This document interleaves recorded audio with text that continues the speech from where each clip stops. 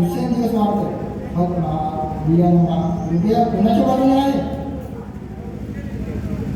काल मजुरी 300, आज म्हणते भाव पडला 200 देतो.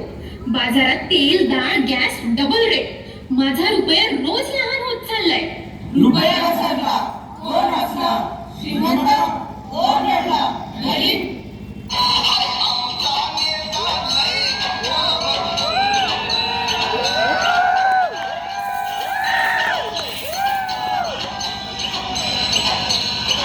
मेरे प्यारे भाई और बहनों, ओ सॉरी, माझ्या प्रिय जनतेनो, तुमच्या सर्व समस्या सोडवण्यासाठी एक नवीन स्कीम, राशन योजना.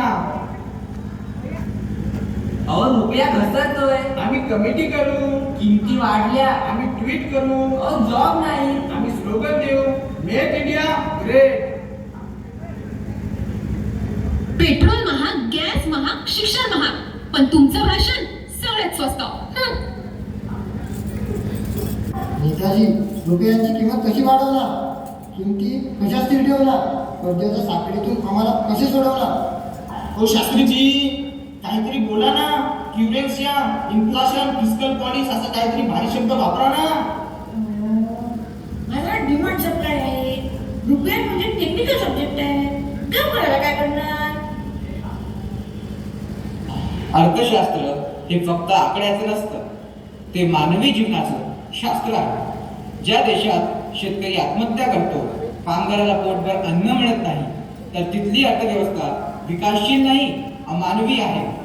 म्हणजे बाबासाहेब म्हणतात फक्त वोट दिला म्हणून लोकशाही होत नाही.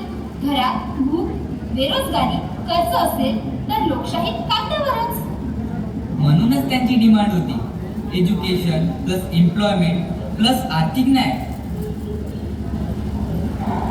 मी ज्यावेळी संविधान बनवत होतो त्याच वेळी विचार करत होतो, या संविधानाचा उपयोग कोण करणार? भुकेला, निरक्षर, कर्जबाजारी, असंघटित माणूस आपले अधिकार कसे वापरणार? म्हणूनच मला हवं होतं stable rupee, control banking, fair wages, land to the tiller आणि सर्वांसाठी आर्थिक सुरक्षेचा हक्क.